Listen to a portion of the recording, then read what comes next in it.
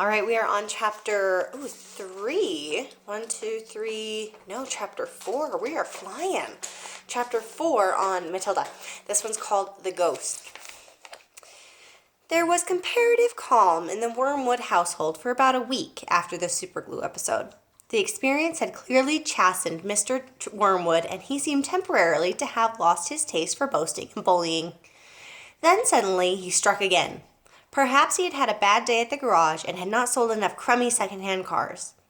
There had been many things that make a man irritable when he arrives home from work in the evening, and a sensible wife will usually notice the storm signals and will leave him alone until he simmers down. When Mr. Wormwood arrived back from the garage that evening, his face was as dark as a thundercloud, and somebody was clearly for the high jump pretty soon.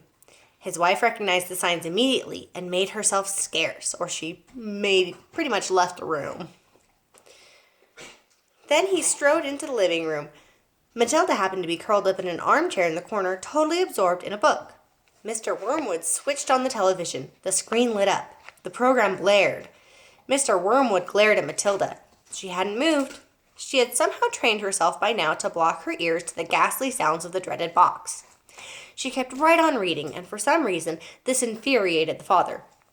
Perhaps his anger was intensified because he saw her getting pleasure from something that was so beyond his reach. "Don't you ever stop reading?" he snapped at her. "Oh, hello, Daddy," she said pleasantly. "Did you have a good day?" "What is this trash?" he said, snatching the book from her hands. Here's the picture. He's looking at it while he's trying to watch the TV. Matilda's sitting on the big armchair. Let's see what he does with the book. "It isn't trash, Daddy. It's lovely. It's called The Red Pony. It's by John Steinbeck, an American writer. Why don't you try it? You'll love it." "Filth," Mr. Wormwood said. "If it's by an American, it's certain to be filth. That's all they write about." "No, Daddy, it's beautiful. Honestly, it is. It's about—" "I don't want to know what it's about," Mr. Wormwood barked. "I'm fed up with your reading anyway. Go and find yourself something useful to do." With frightening suddenness, he now began to rip pages from the book in handfuls and throwing them in the waste paper basket. Oh my goodness. Here's our picture. Mr. Wormwood tearing up the book. Oh, that's so sad. Okay, let's see what Matilda does. Matilda froze in horror. The father kept going. There seemed little doubt that the man felt some kind of jealousy. "How dare she?" he seemed to be saying with each rip of a page. "How dare she enjoy reading books when he couldn't? How dare she?" "That's a library book," Matilda cried. "It doesn't belong to me. I have to return it to Mrs. Phelps."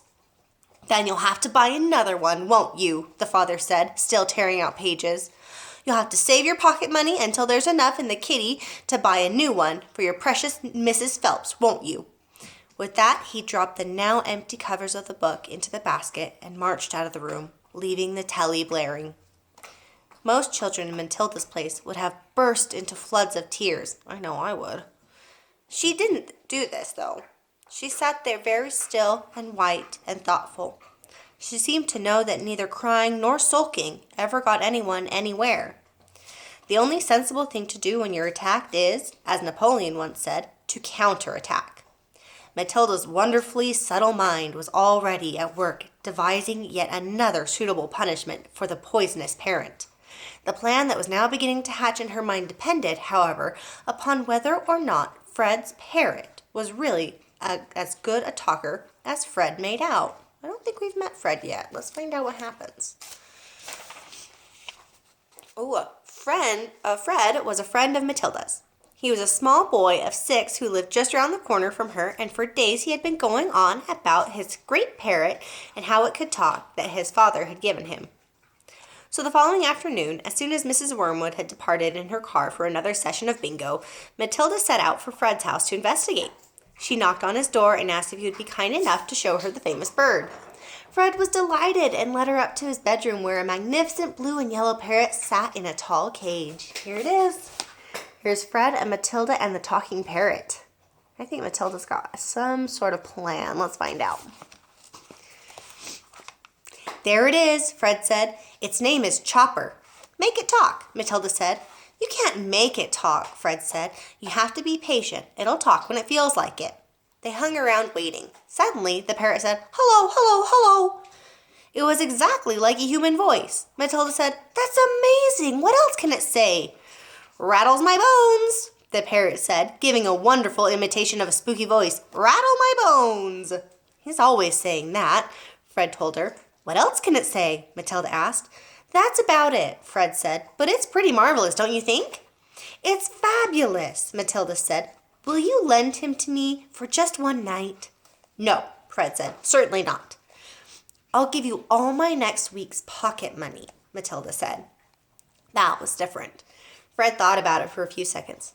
"All right then," he said, "if you promise to return him tomorrow." Matilda staggered back to her own empty house, carrying the tall cage in both hands. There was now a large fireplace in the dining room, and she now set about wedging the cage up the chimney and out of sight. This wasn't so easy, but she managed it in the end. Here she is. She's putting the bird cage in the fireplace. She's definitely got a plan up her sleeves. Okay, let's find out what happens. "Hello, hello, hello," the bird called down to her. "Hello, hello." "Shut up, you nut," Matilda said, and she went out to wash the soot from her hands. That evening, while the mother, the father, the brother, and Matilda were having supper as usual in the living room in the front of the television, a voice came loud and clear from the dining room across the hall. "Hello, hello, hello," it said. "Harry," cried the mother, turning white. "There's someone in the house. I heard a voice." "So did I," the brother said. Matilda jumped up and switched off the telly. "Shh," she said. "Listen." They all stopped eating and sat there very tense, listening. "Hello, hello, hello," came the voice again. "There it is," cried the brother. "It's burglars," hissed the mother. "They're in the dining room." "I think they are," the father said, sitting tight. "Then go and catch them, Harry," hissed the mother. "Go out and collar them red-handed." The father didn't move. He seemed in no hurry to dash off and be a hero. His face turned gray. "Get on with it," hissed the mother. "They're probably after the silver." The husband wiped his lips nervously with his napkin.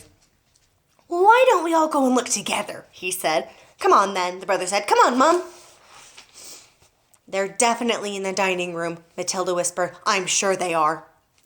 The mother grabbed a poker from the fireplace. The father took a golf club that was standing in the corner. The brother seized a table lamp, ripping the plug out of its socket. Matilda took the knife that she had been eating with, and all four of them crept towards the dining room, the father keeping well behind the others. "Hello, hello, hello," came the voice again. "Come on," Matilda cried as she burst into the room, brandishing her knife. "Stick 'em up," she yelled. "We've caught you." Here they are. They are all looking for the mysterious burglars. See, oh, you guys can't see it as well. There you go. There's the father. There's the mom. And there's Mike. And there's Matilda. The others followed her, waving their weapons. Then they stopped. They stared around the room. There was no one there. "There's no one here," the father said, greatly relieved. "Whew! I heard him, Harry," the mother shrieked, still quaking. "I distinctly heard his voice. So did you." "I'm certain I heard him," Matilda cried. "He's in here somewhere." She began searching behind the sofa and behind the curtains. Then came the voice again, soft and spooky this time. "Rattle my bones," it said. "Rattle my bones." They all jumped, including Matilda, who was a pretty good actress. They stared around the room. There was still no one there. "It's a ghost," Matilda said. "Heavens, help us!" cried the mother, clutching her husband round the neck. "I know it's a ghost," Matilda said. "I've heard it here before. This room is haunted. I thought you knew that." "Save us!" the mother screamed, almost throttling her husband. "I'm getting out of here," the father said, grayer than ever now. They all fled, slamming the door behind him. The next afternoon, Matilda managed to get a rather sooty and grumpy parrot down from the chimney and out of the house without being seen. She carried it through the back door and ran with it all the way to Fred's house. "Did it behave itself?" Fred asked her.